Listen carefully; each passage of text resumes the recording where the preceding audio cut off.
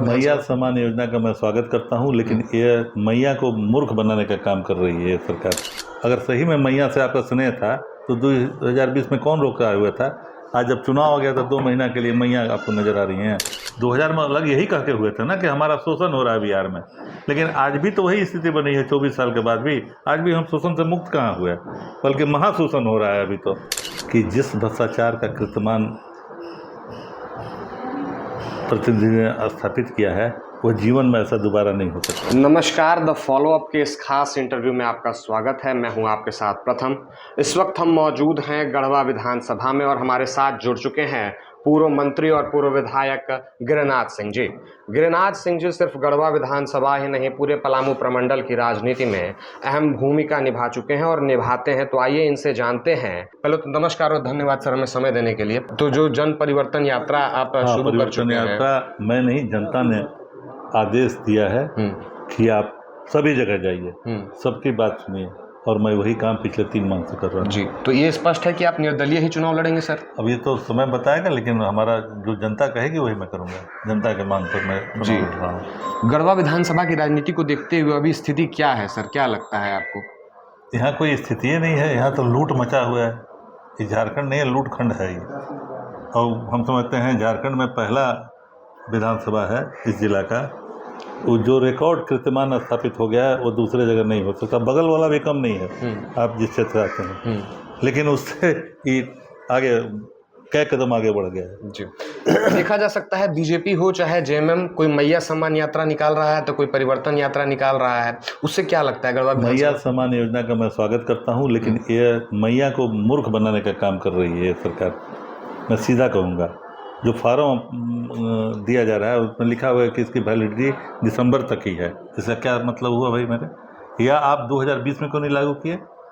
अगर सही में मैया से आपका स्नेह था तो 2020 में कौन रोका हुआ था? आज जब चुनाव हो गया तो 2 महीना के लिए मैया आपको नज़र आ रही हैं। मैं सम्मान करता हूँ, जनता को राहत मिलना चाहिए, जनता को सुविधा मिलना चाहिए। आप रोजगार तो दे नहीं रहे हैं तो खैरात ही बांटिए, बहुत सा स्पष्ट है। लेकिन बेवकूफ़ मत बनाइए। ये बरगलाने का काम कर रहा है। ये जुमलाबाजी इसी को कहा जाता है। जैसे 15 लाख वाला था ना जुमला, वैसे ही 1000 रुपये वाला जुमला है।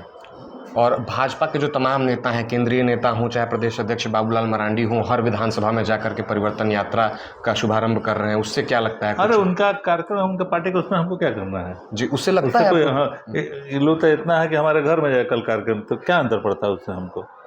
हमारे गांव में जाकर कार्यक्रम इन्होंने रखा, जिला का कार्यक्रम को ले गया अनुमंडल में हमारे गांव में, तो उससे क्या अंतर पड़ता है? करें कार्यक्रम। क्योंकि आप सबको, लोकतंत्र में डेमोक्रेसी, सबको अपनी बात कहने का है। आप झारखंड के निर्माण से लेकर के आज तक इस राजनीति की अहम पृष्ठभूमि में बने हुए हैं।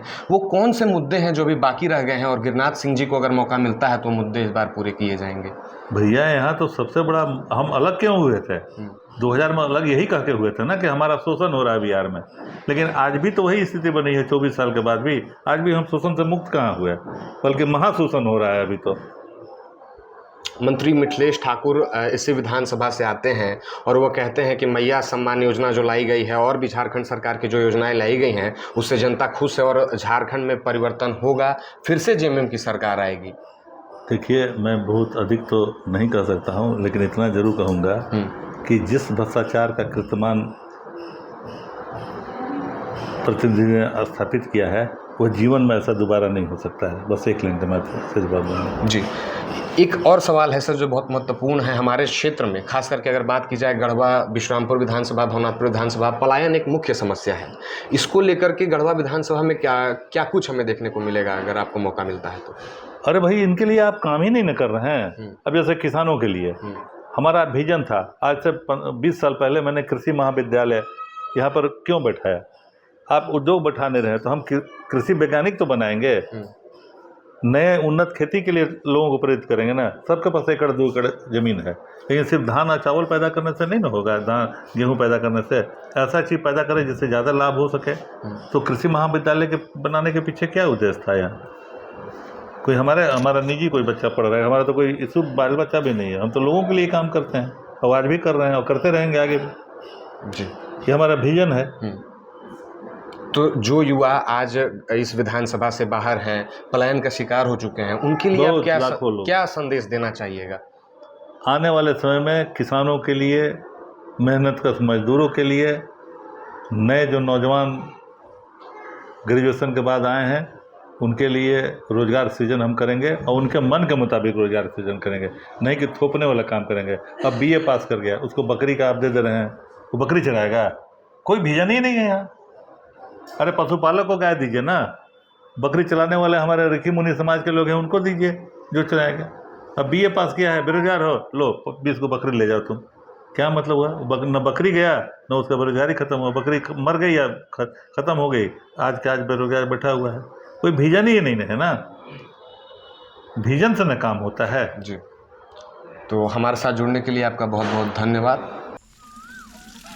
नया शादी है। हाँ। हर गरीब घर की नई दुल्हन को JMM सोने का सिक्का देने वाली थी, तुमको मिला? नहीं मिला। हमको भी नहीं मिला। हमें तो नहीं मिला। आपको मिला क्या? इन्हें तो सोने का सिक्का नहीं मिला, आपको मिला क्या?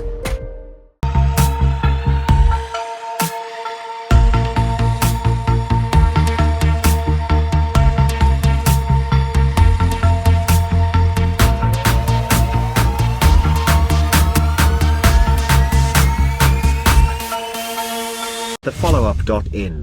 Like, share, and subscribe. www.thefollowup.in